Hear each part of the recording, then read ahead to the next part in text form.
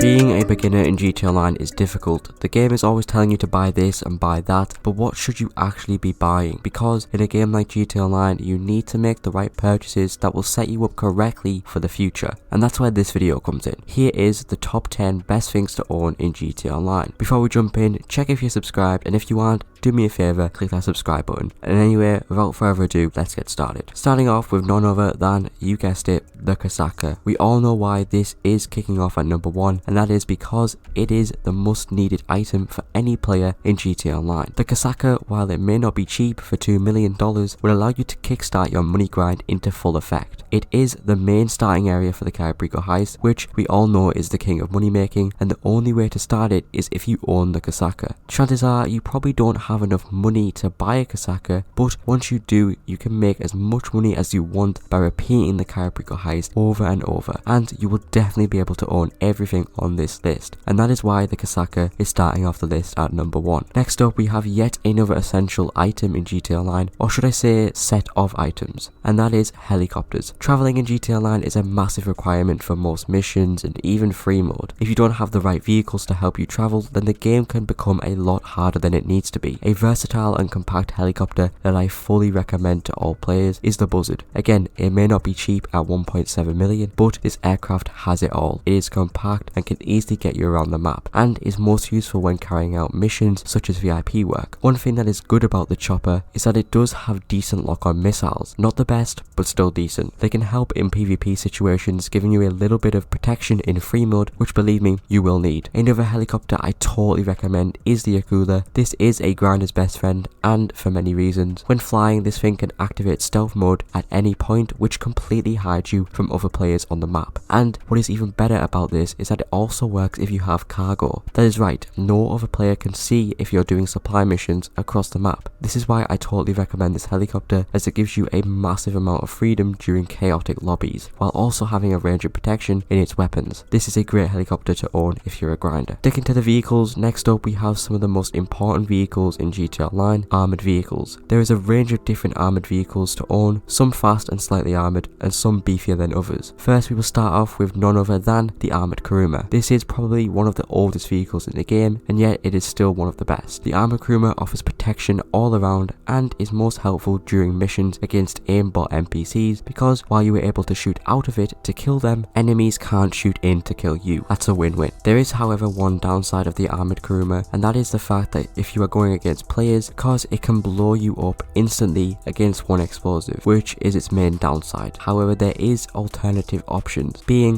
the Nightshark. Main reason is because this vehicle can take a whopping 20 explosives. Yes, 20. This is why it is one of the best free mode vehicles to use, because it is also one of the fastest armored vehicles. Oppressors will have a very hard time getting you killed. However, you can only use weapons out of it if the armor plating is off, which does remove that layer of protection, but that is a sacrifice you're going to have to make. So far, it seems that we have just been doing vehicles, so next up, let's talk about a must-own property in the game, and that is the CEO office. This property is pretty much a must-own for all players, and that is because it offers many benefits to it. The reason for this is because the CEO office allows you to buy every CEO business in the game, and no other place lets you, from the crate warehouse to the vehicle warehouse. That in itself is a massive benefit to the CEO office, but perhaps the best part of it is that you can have the option to add a 60 car garage. No matter if you're a car guy or just a regular player, having the ability to store 60 vehicles in one space is a massive necessity, and that is why I love the CEO office. If you don't already own one, then I highly recommend getting one. Next up, on the topic of businesses, if you have watched any of my videos before, I praise this business a lot, and there is many reasons why. The Nightclub. This is by far the best passive business in the game, and has earned me some very easy money in my time playing. The Nightclub generates money from every other business you own in the game, and the better businesses you own, the more money will come flowing in for your Nightclub. And you don't even have to do anything. You don't have to buy any supplies or carry out any missions. All you have to do is sell when it gets full, and what's even better is that when you do go on to sell, no matter how much stock you have, you will always get one sell vehicle, and that is why the Nightclub is beyond a must-own business, and it is personally one of my favorites. Now, once again, we have another business in the game, and it is in fact one of the newest ones added, the agency. At first, it may not look like it's a worthy investment, but trust me, it is. You can make some very easy passive income from this business, but not only that, it comes with some some very special upgrades, which we will talk about in a bit. The main source of income from the agency is the security contracts, pretty much jacked up VIP work, and they can earn you a lot of money. Maybe not initially themselves, but in the long run. The more contracts you do, the more passive income gets added to your wall save. Let me tell you, that money adds up daily and can make you some very good money. There is also the option to do pay fun hits, which sort of act like assassination missions. You can make $85,000 per assassination complete, which can earn you a lot of money in the long run, and they are a lot of fun to complete. However, that is not the main reason you would want to own the agency, because next up I'm going to add this to the list in a separate must own item, and that is Imani Tech. You may be wondering where this comes into the agency, but that is because you need a vehicle workshop in order to get access to Imani Tech. So what exactly is Imani Tech? Well, this allows you to add possibly one of the best upgrades added to the game, and that is the missile lock-on jammer. The clue is of course in the name, adding this to the contract DLC vehicles, and yes, that is the only downside of this. It can't be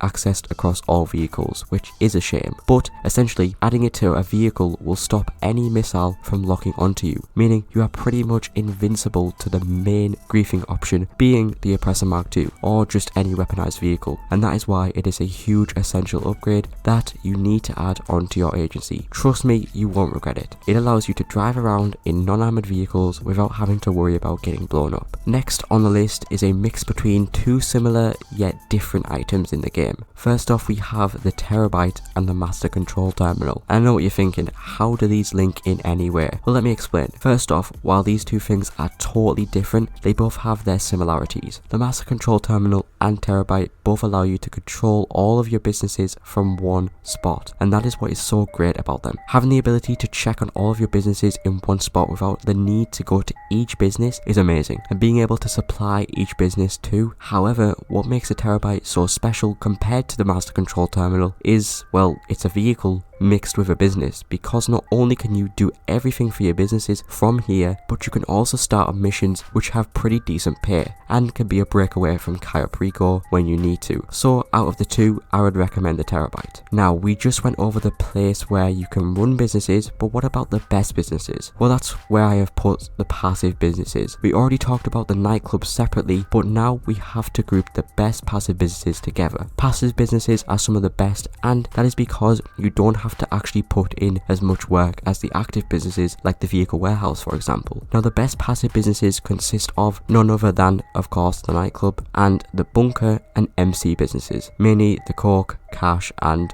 meth. But out of those, the bunker and Nightclub are some of the most important and must own businesses in the game. And now the final must own item in the game, and it pains me to say this, but it is the Oppressor MK2. You have to understand why I put this in this video and why it is last. Throughout this video, I have shown many ways that people can defend themselves and counter themselves from the Oppressor MK2, such as Imani Tech and armored vehicles. And to be honest, the Oppressor MK2, it sucks. It does, but it is a grinder's best friend and also a griefer's best friend. There is so many good things about it, and if you have an Oppressor MK2 in GTA Online, you pretty much don't need anything else, and that is the sad reality of GTA Online. It is good at what it does, you can't argue that, but it is also too powerful and can be a very easy tool to use at killing others, but that is why I had to put it on the must own items. Anyway, that was the top 10 best things to own in GTA Online as of 2022. Let me know your thoughts down below on my list, and if you did enjoy this video at any point, be sure to drop a like and don't forget to subscribe. Anyway, I hope this helped, and I'll see you all later.